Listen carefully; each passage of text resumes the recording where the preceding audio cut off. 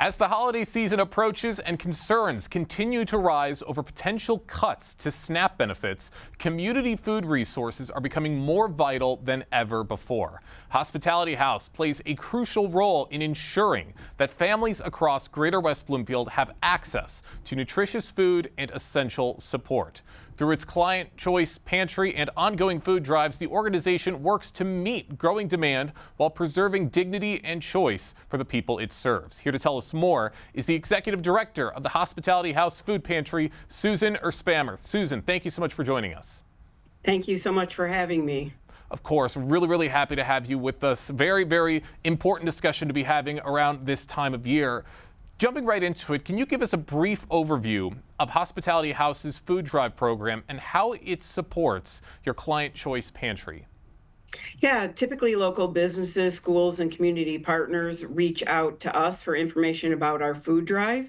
We talk them through the process, provide flyers, answer any questions, and can also direct them to our website, hhfp.org, for information about the food drives.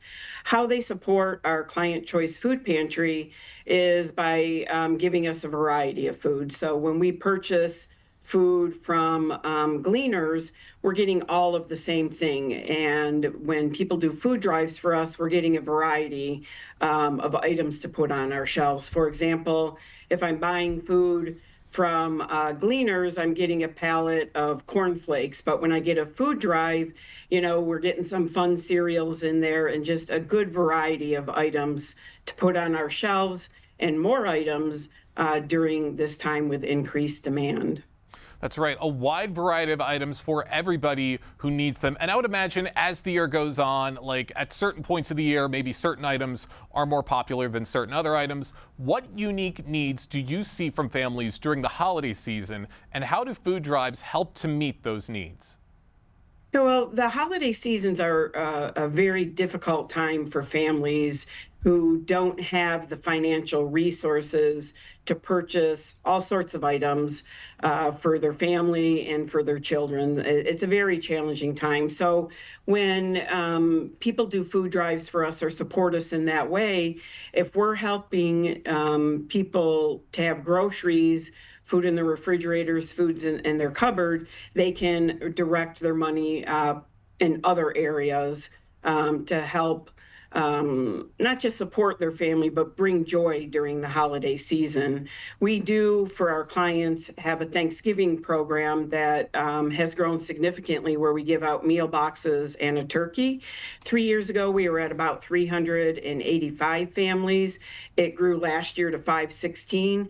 This year, we're anticipating 650 families have signed up to get our Thanksgiving meal box with a turkey as well. And then in December, we have Holiday House, where we're providing a meal, but we're also providing gift cards so families can go out and buy gifts for their kids under the age of 18. We give them winter gear during this time, books. We have a raffle for toys. So we're supporting families as much as we can. That's right, and I love hearing those numbers go up. You're helping as many families as possible, and that number keeps growing every single year. Susan, how do you balance holiday-focused donations with the year-round food security needs of your clients? Yeah, so obviously good budgeting. So there is an influx of money at the end of the year with people contributing to our program. So we have to sustain that money throughout the year. But we also have events. So we have our Taste of Spring coming up in 2026 on March 11th, and a golf outing in July. And we apply for grants, and we do encourage year-round giving. But yes, it is challenging. I'd imagine so, but it's great that you guys are putting in the work and you're doing all this great stuff for Greater West Bloomfield. For those just joining us right now on the Splash Live, I'm talking with the Executive Director of the Hospitality House Food Pantry, Susan Erspamer, talking about what the pantry provides, especially at a time like this, as I mentioned, with concerns about possible SNAP benefit reductions. With those concerns, how vital are community resources like yours right now, Susan? They're very vital, not only Hospitality House Food Pantry, but all food pantries across the community. with the pause in SNAP benefits, we saw unprecedented numbers at our pantry. We had a 66% increase in 1 month of new clients seeking our support. And that doesn't even count clients who may have stopped seeing us for a while, but once SNAP was cut, they needed to come back and they needed our source.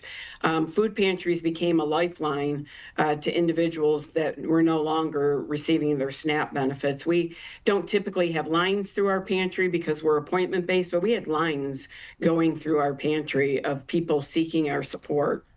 66% increase. That is a big jump, and that's showing what might happen if these restrictions continue to come. And if SNAP benefits were cut entirely, what impact would you expect on your pantry and overall demand for food assistance? Yeah, if SNAP benefits were cut, I can't even imagine it, because what we just experienced um, is unsustainable for the long term. So SNAP benefits provide 9 meals to an individual, where a food pantry provides one to that every 9. So those cash benefits that individuals are getting so they can go to the grocery store to purchase items are vital. So if those were cut and people are turning to food pantries to get all of their food, like I said, it would be unsustainable in the long run, but food pantries would have to gear up. We would have to find more financing and more support so that we could meet the demand. Hospitality House never turns anyone away who comes here for support. If somebody comes to us and says they're hungry, they're going to get food.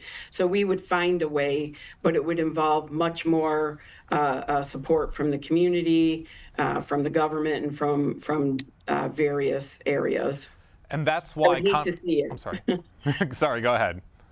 I said I would hate to see it. The faces of people who come here, the tears we saw, people not knowing where else to turn.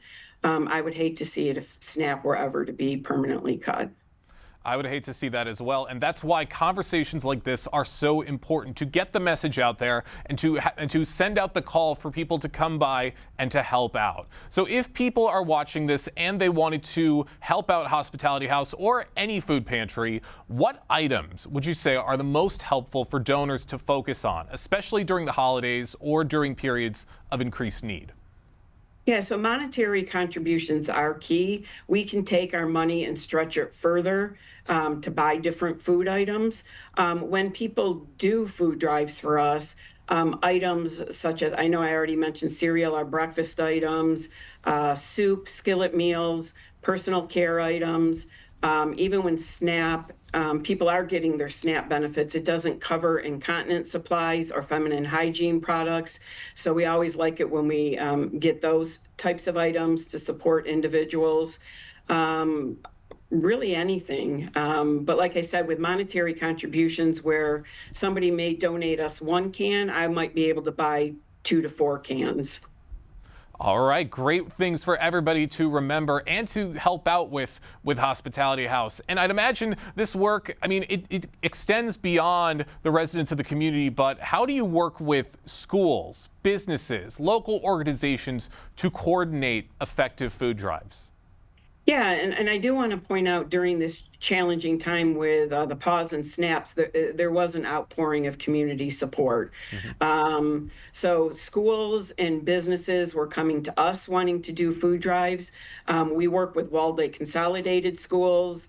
We work with many businesses. If they just reach out to us, through HHF, they can reach out to us. They can see information about the food drives. But if they reach out to us, we'll walk them through how they can best support us. Without the support of community businesses, the schools, and individuals in the community, there really wouldn't be a Hospitality House. We're here because of that support. You're absolutely right. It's the collective efforts of so many people in the greater West Bloomfield community and beyond. A few more questions for you, Susan.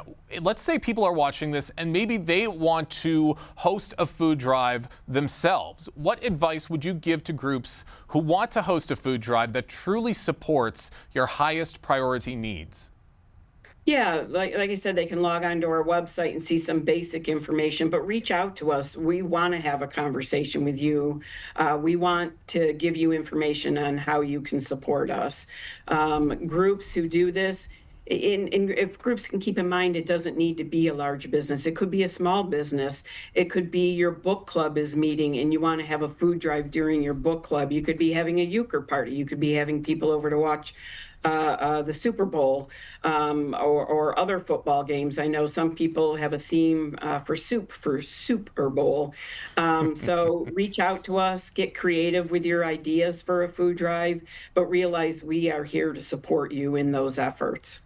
And that's great to hear, Susan. And looking forward, what would you say are your biggest goals for strengthening food assistance in the community, especially if federal support becomes a little less reliable? Yeah, so we need to continue to diversify our funding streams if the federal support continues to dry up. So we need to look at a variety of ways we can bring in support to the pantry so that we can meet the growing community demand, as well as volunteer recruitment. Volunteers are the backbone of Hospitality House, and we couldn't do what we do without our volunteers. So our volunteers allow us to focus our resources on food and purchasing that. And again, they're the backbone of our organization. One of our goals is also looking for a permanent location. We're going to be looking for a hospitality home. We're going to need a larger facility to meet this growing demand, not only to store food, but to have our client choice food pantry so people have somewhere to shop.